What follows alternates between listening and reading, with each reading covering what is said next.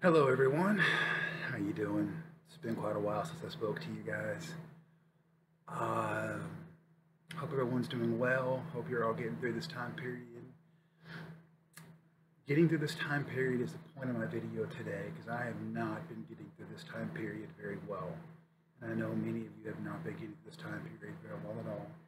And it brings me to the topic I want to discuss today, which is what I think the most important topic I could possibly bring to light is mental health and men in this country. Um,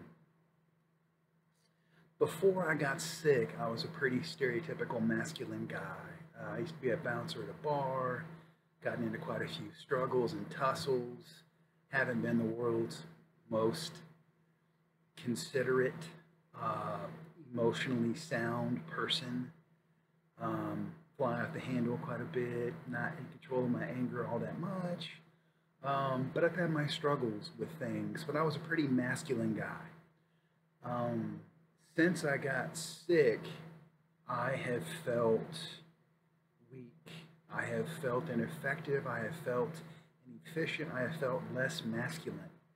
I have felt that my brain, as I have told a person that I talk with on a regular basis, has not worked for me.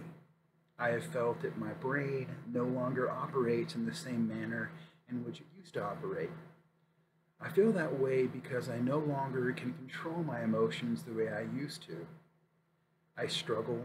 I get very depressed. I get very emotional. I cry. Things that used to never bother me now bother me in ways I never imagined they ever would bother me. I don't know how to correct that. I don't know how to deal with that, but I'm working on it. I've reached out to people and I'm trying to become a better person. Um, I'm Chris. I'm an alcoholic. I struggle. I'm Chris. I've been diagnosed with MDD, which is major depressive disorder. I'm Chris. I'm a victim of a heart attack and complete respiratory failure. I'm Chris. I'm a survivor of kidney failure, of renal failure, of something called pyoderma gangrenosum. I'm Chris. I'm a survivor of losing 210 pounds in 4 months.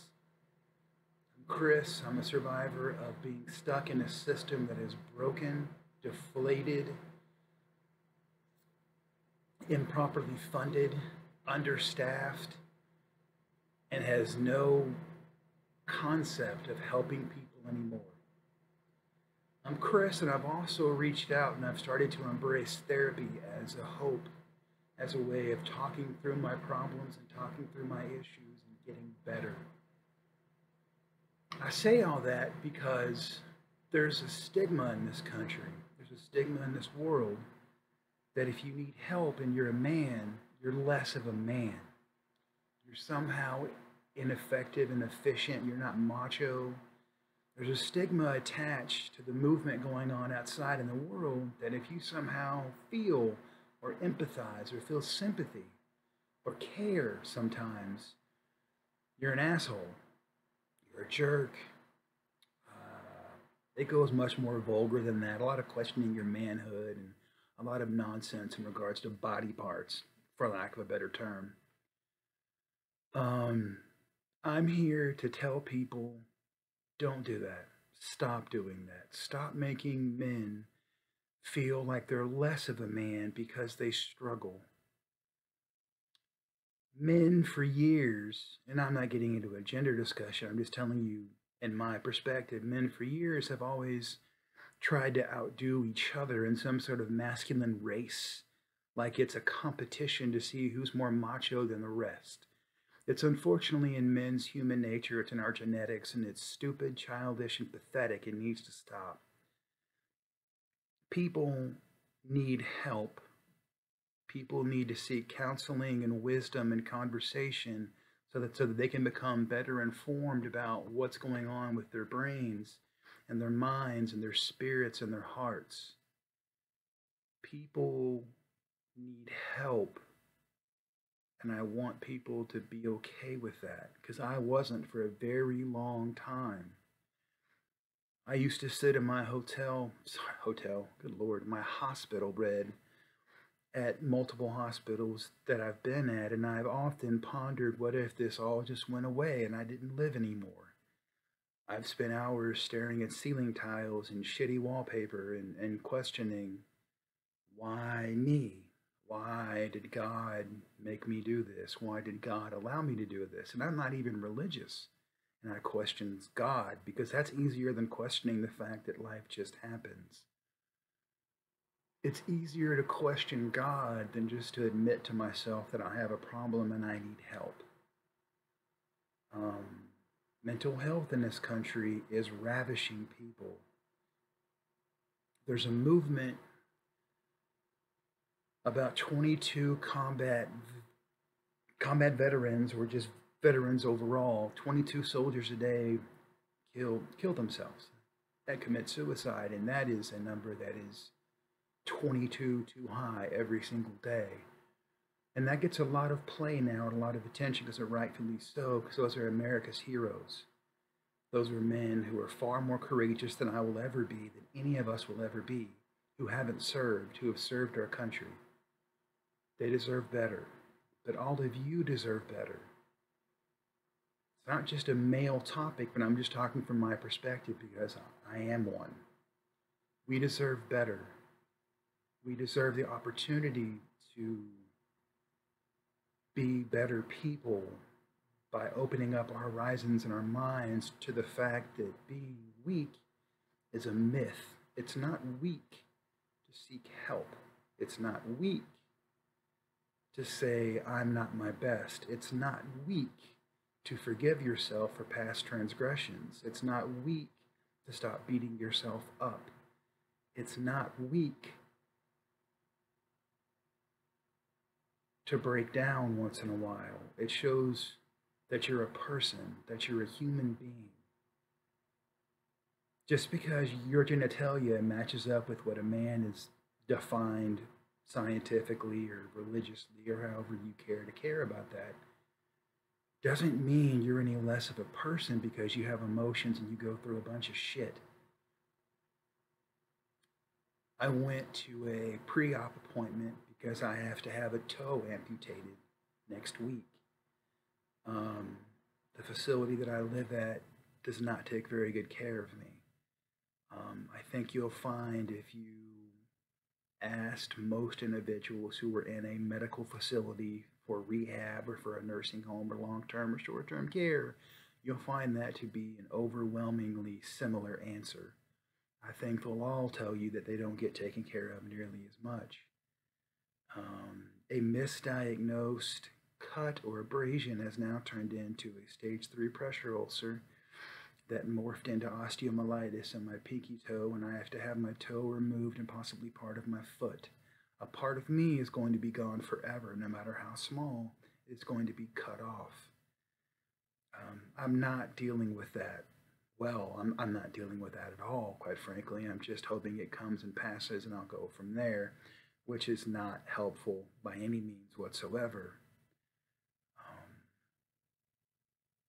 Back to why, in a pre-op appointment on Tuesday, I was informed that I had lung surgery during all of my ordeal that I forgot I had had. And when I questioned that and kind of chuckled, because how does one forget having your lung operated on, I had 2 nurses on 2 separate occasions tell me I am a miracle.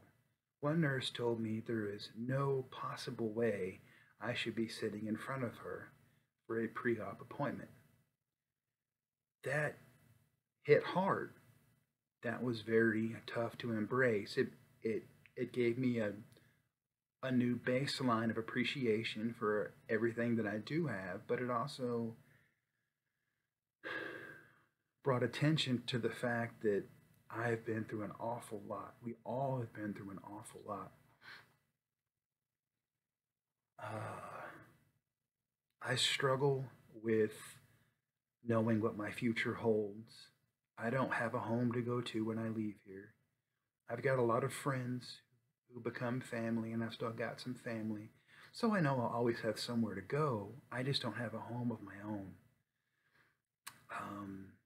I had to sell my vehicle. I had to get rid of a lot of my savings in order to qualify to receive the improper, ineffective insurance to even live at a facility that doesn't take care of me because the system is broke. And I'm going to discuss that in future videos because people need to know how bad this is. It's god awful. The system, that is. But because of that, I don't know what the future holds for me. No one does, but many of you at least know where you'll go home to after you get done with your day.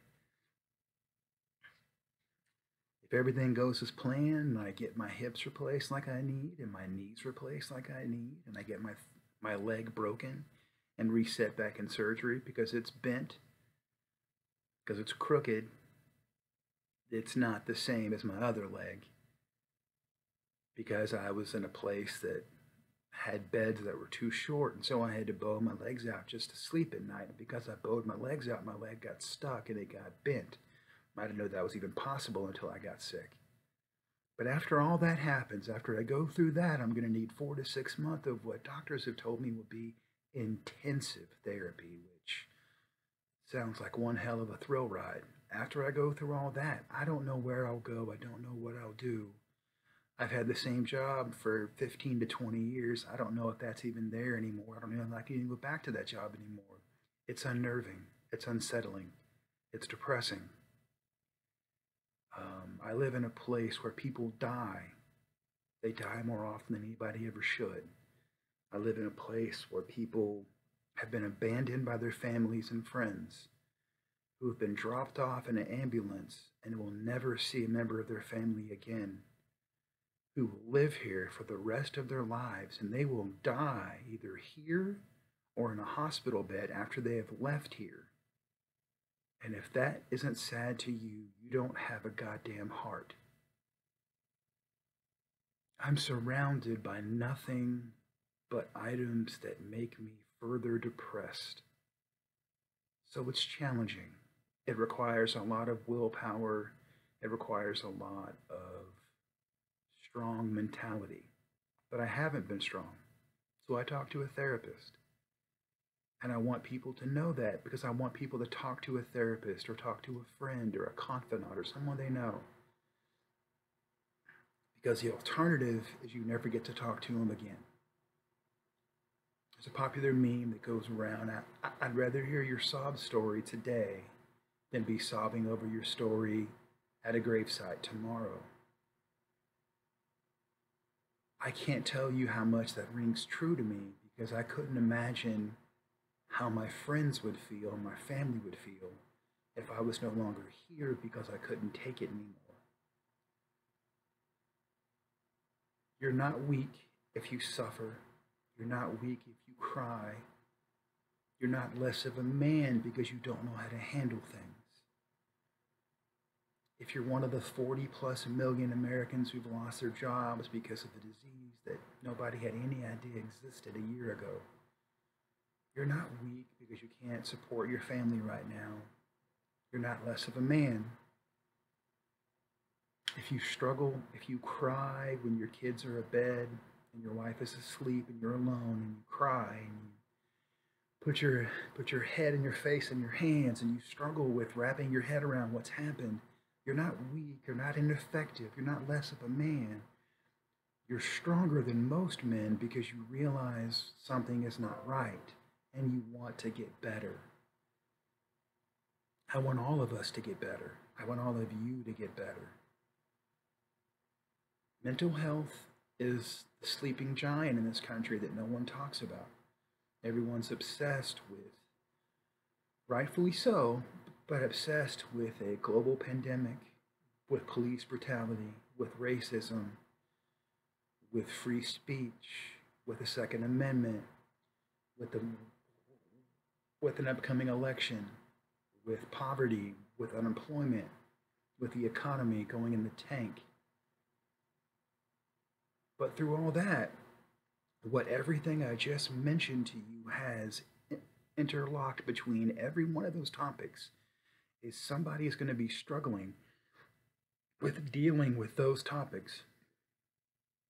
And someone's going to be depressed about every one of those topics at some point or another. Someone's going to think outside of their norm, outside of their capabilities, outside of their normal behavior. And if they don't get help, if they don't talk, if they don't voice their concerns or frustrations or emotions, that's going to boil over. And when it does boil over, it's going to affect people. It's going to take lives. Hopefully not someone else's and hopefully not their own, but that's the sad reality of it. I've got friends who have said some of the most appalling things that I thought they could ever say. People who I didn't know had it in their heart to be the person they've become, has become somebody I would never associate with. And that has torn apart my heart more than anything else probably during this time period. How could I be so wrong? How could I assume people were better than what they are? I don't know. I don't know how people could think the way they do. I don't know how you could have hate in your heart. I don't know how you could be so emotionally charged about a topic or topics that we all should be united on. That's naive of me, and I guess I'm a dreamer, but know this, if you're watching this, if you're really watching this, wherever you're at, it's okay if you're hurt, if you're struggling, if you can't deal with your emotions. It's okay if you cry. It's okay if you need a hug. It's okay if you want to talk. Reach out. Reach out to me. Reach out to a family member or a friend. There's a suicide hotline number to contact. Reach out to them if you have nobody else. But reach out. We're all going through something. I'm going through a lot. If I don't seem like myself some days, it's because I'm not, because I don't know what myself even is anymore. I don't know what anything is anymore. And I'm sure I'm not the only one. I love you guys. Whoever watches this, I love the fact that you've taken time out of your day, out of your life to watch this. I hope you're all well. I hope you all get better. I'll be better. I'll get the help I need. I'll get stronger. I hope you do too. Bye.